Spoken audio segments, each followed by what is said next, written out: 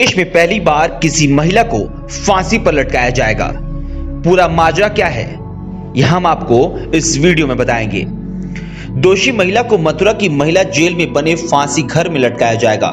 फांसी कब होगी इसकी अभी कोई तारीख तय नहीं हुई है, लेकिन फांसी घर की मरम्मत और फंदे के रस्सी का ऑर्डर दे दिया गया है। दैनिक भास्कर के एक आर्टिकल के अनुसार मेरठ में रहने वाले पवन जल्लाद ने कहा कि मथुरा जेल के अफसरों ने संपर्क किया है, जैसे ही बुलावा आएगा पहुंच जाऊंगा। 13 साल पहले अमरोहा की रहने वाली शबनम ने प्रेमी के साथ मिलकर परिवार के 7 लोगों की कुल्हाड़ी से काटकर हत्या कर दी थी। 15 फरवरी को उसकी दया याचिका राष्ट्रपति ने खारिज कर दी। शबनम अभी रामपुर जेल में बंद है, जबकि उसका प्रेमी आगरा जेल में बंद है। जिस फांसी घर में महिला को फांसी दी जाएगी उसके बारे में अब आपको बताता हूं। महिलाओं को फांसी के लिए मथुरा जेल में 1870 में फांसी घर बनाया गया था। आजादी के बाद से इस फांसी घर में किसी को फांसी पर नहीं लटकाया गया है। सालों से बंद पड़े फांसी घर की मरम्मत के लिए जेल अधीक्षक शैलेंद्र कुमार मैत्रेय ने उच्चाधिकारियों को चिट्ठी लिखी है। हालांकि उन्होंने शबनम को फांसी दिए जाने की जानकारी से इनकार किया। कहा कि फांसी घर की स्थिति खराब थी, इसलिए उसकी मरम्मत के लिए पत्र लिखा गया है। पवन जल्लाद ने बताया कि 6 माह पहले मथुरा जेल गया था। वह काफी खराब हालत में था। जिस तख्ते पर खड़ा होकर दोषी को फांसी दी जाती है वह टूट चुका था। अब उसे बदलवा दिया गया है। लीवर भी जाम हो चुका था, वह भी ठीक हो चुका है। मेरठ के जेल अधीक्षक डॉक्टर बीबी पांडे बताया कि मथुरा जेल से जैसे ही पवन जल्लाद को बुलाया जाएगा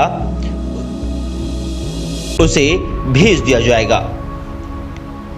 अमरोहा के बाबन खेड़ी गांव की निवासी शबनम ने 15 अप्रैल 2008 को अपने प्रेमी सलीम के साथ मिलकर अपने पिता शौकत अली, मां हाशमी, भाई अनीस अहमद, उसकी पत्नी अंजुम, भतीजी राबिया और भाई राशिद के अलावा अनीस के 10 महीने के बेटे अर्श की हत्या कर दी थी।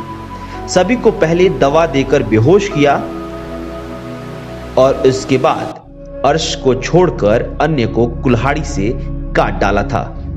शबनम ने अर्श को गला दबाकर मारा था।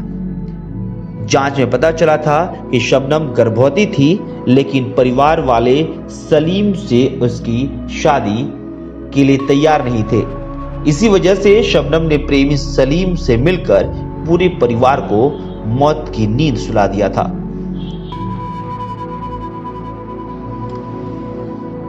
खबर में आपको आगे बता दें कि अमरोहा जनपद के अंदर आने वाला बाबन खेड़ी गांव 2008 में मुरादाबाद जनपद में आता था।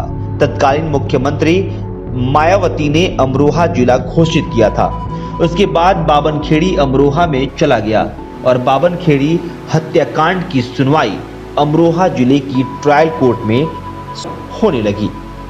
15 जुलाई 2010 को ट्रायल कोर्ट ने दोनों को दोषी करार देते हुए फांसी की सजा सुनाई थी। इसके बाद हाई कोर्ट, सुप्रीम कोर्ट ने भी फांसी बरकरार रखी। शबनम ने बेटे का हवाला देते हुए माफी की मांग की थी। 2015 सितंबर में यूपी के गवर्नर राम नाईक ने भी शबनम की दया याचिका खारिज कर दी थी। जेल में रहने के दौरान शबनम ने 14 दिसंबर 2008 को बेटे को जन्म दिया था। उसका बेटा जेल में उसके साथ ही रहा था। 15 जुलाई 2015 को उसका बेटा जेल से बाहर आया। इसके बाद शबनम ने बेटे को उस्मान सैफी और उसकी पत्नी को सौंप दिया था। उस्मान शबनम का कॉलेज फ्रेंड है जो बुलंदशहर में पत्रकार है। शबनम ने उस्मान को बेटा सौंपने से पहले 2 शर्तें रखी थी।